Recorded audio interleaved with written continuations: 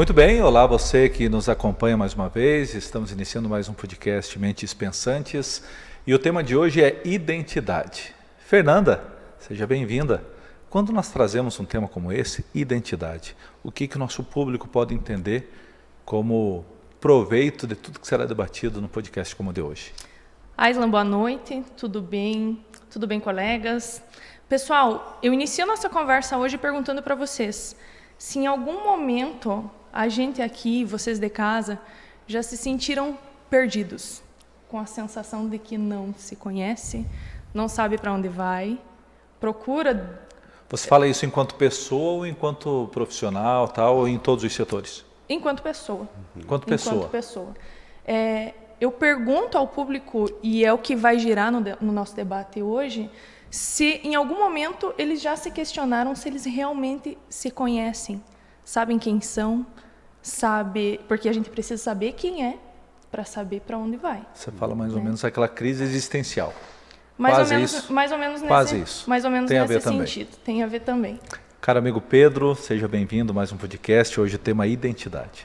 Aislan, muito obrigado. Pessoal que está nos vendo, na verdade, é aqui, né? Que Deus abençoe vocês por aí e vamos em mais um momento juntos. E já respondendo a sua pergunta, ou melhor, já contribuindo com o que a Fernanda falou, quando você fez a pergunta para ela se é pessoal ou profissional, eu tenho uma forma de pensar, uma filosofia que é a seguinte: não existe uma pessoa madura profissionalmente que ela não é madura como pessoa. Né? Exatamente. Então não existe um profissional maduro sem ser uma pessoa madura, sem ser uma pessoa que se conhece, que tem inteligência emocional, que tem identidade, por aí vai, né? Tudo bem, Roberto, seja bem-vindo. Obrigado, meus amigos, colegas. Eu acho,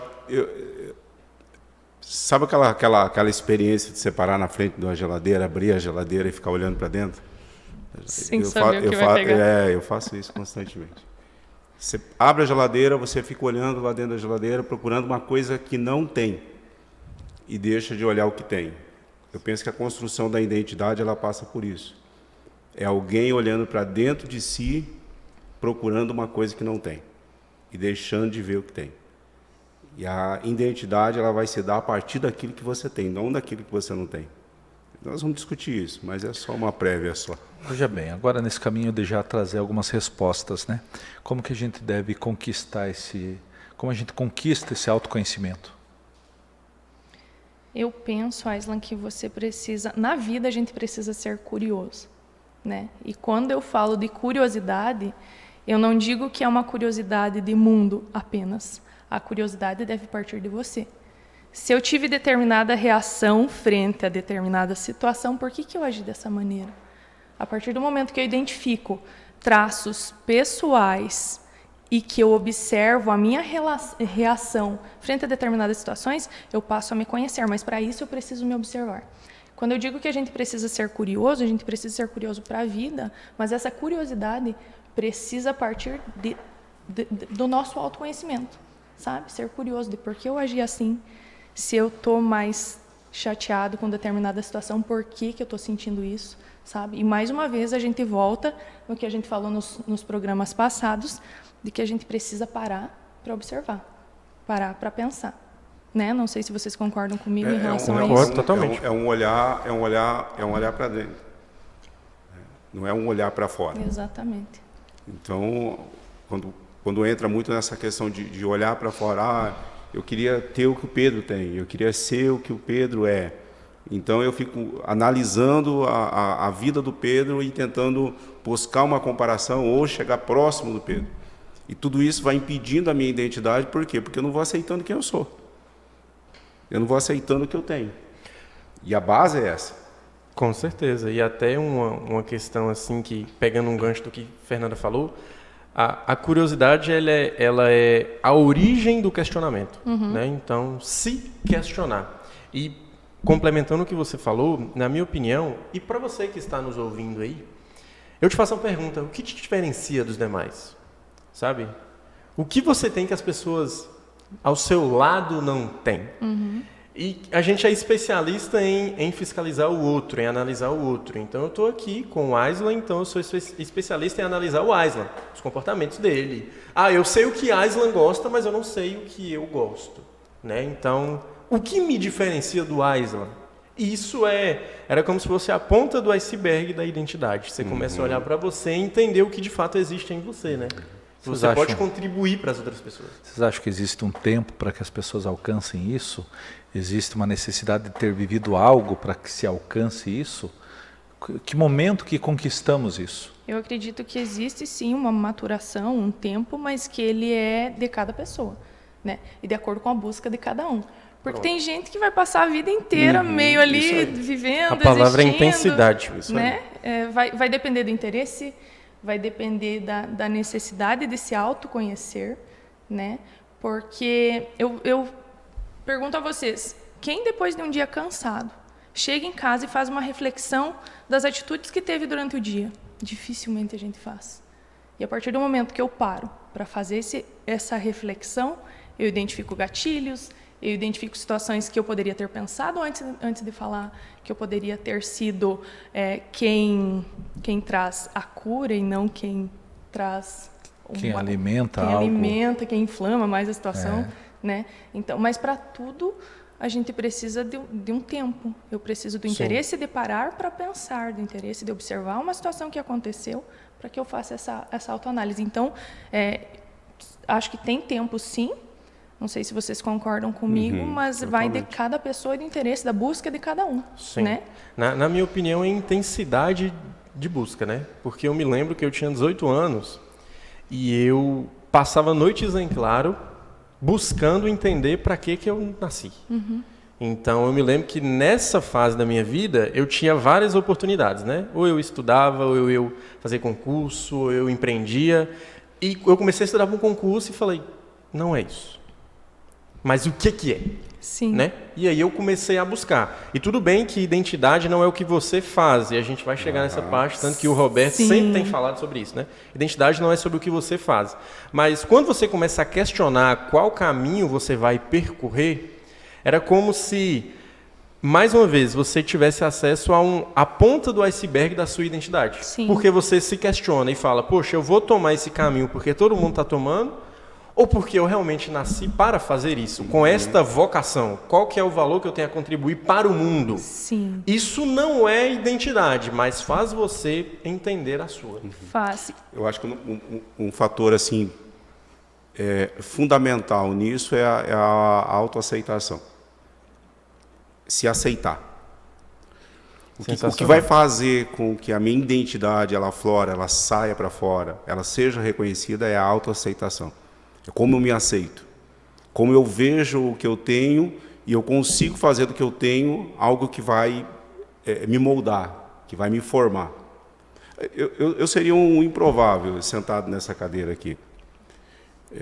Mas o que construiu isso em mim, é lógico, uma entrega a Deus e ouvindo muitas pessoas dizendo assim e reafirmando aquilo que eu tinha.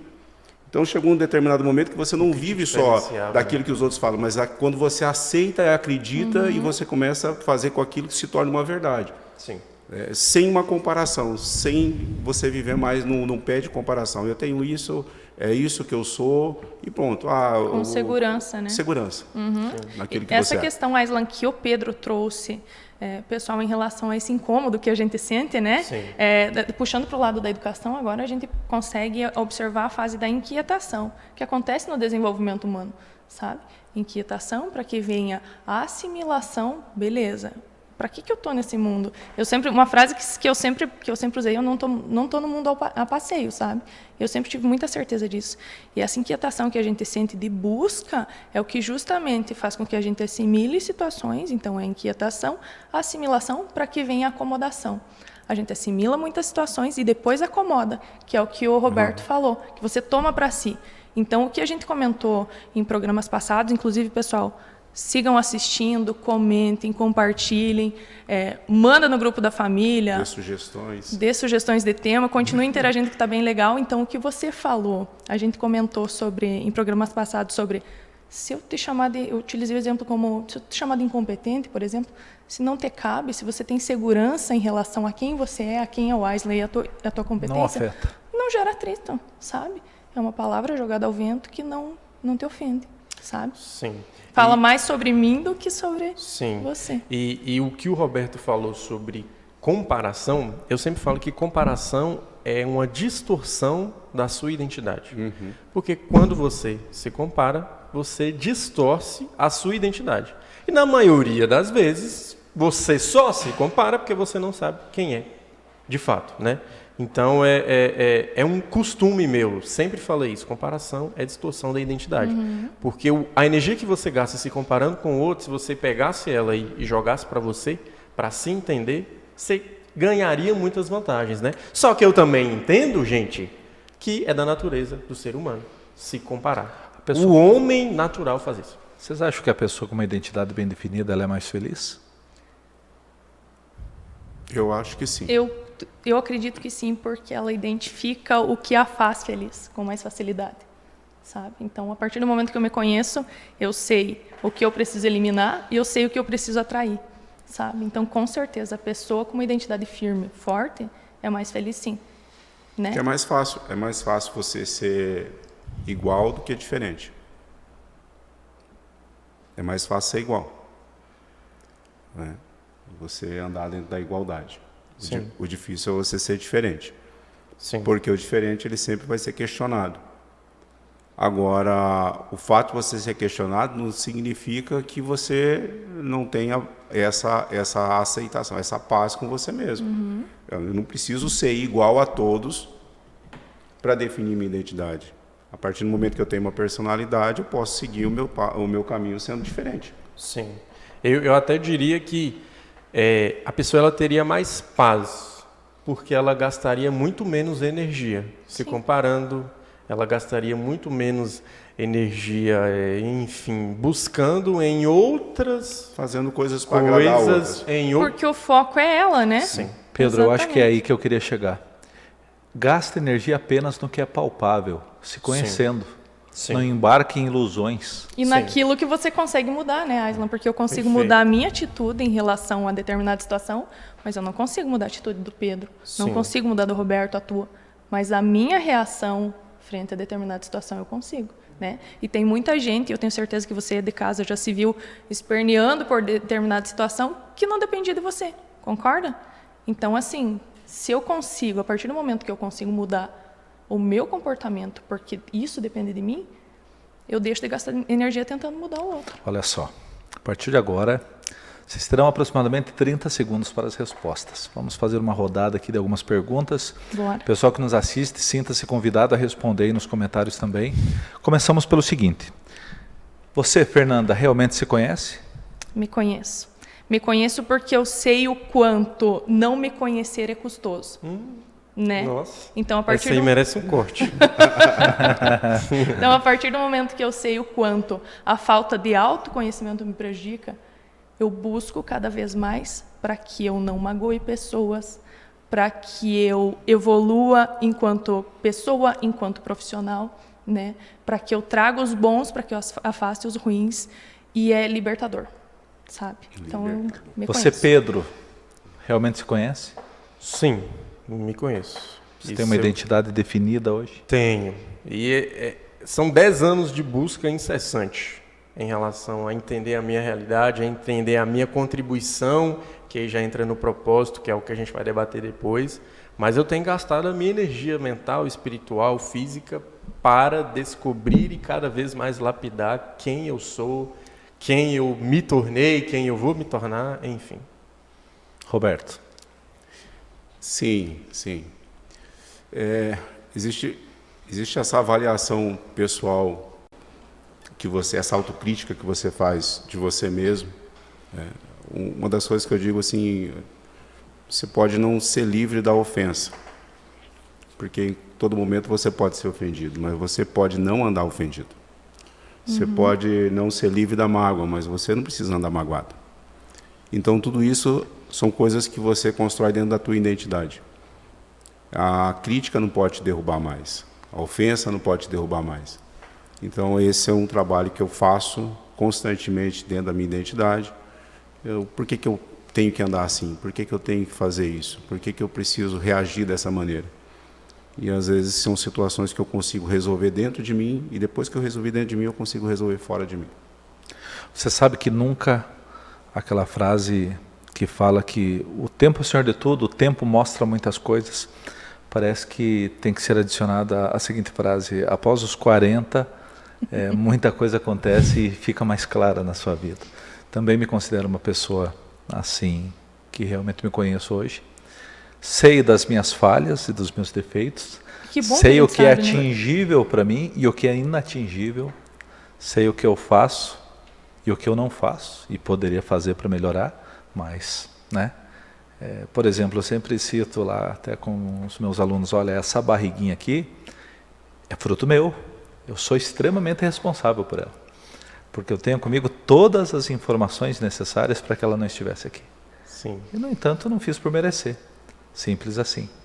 Então, eu parto desse princípio que Roberto falou tudo, né? Quando você se conhece, já não é tudo que te atinge, né? Você sabe as suas limitações, você sabe... e aí já entra na pauta do nosso próximo programa, que será propósito, né? Eu só queria pegar um gancho importantíssimo que você falou, Aisla, que é com relação a defeitos. Porque quem se conhece, às vezes tem a romantização das suas qualidades, né? Sim. Eu mesmo trabalho os pontos fortes das pessoas. Só que todo mundo tem pontos fracos, todo mundo tem defeitos. E quem se conhece, conhece também seus defeitos.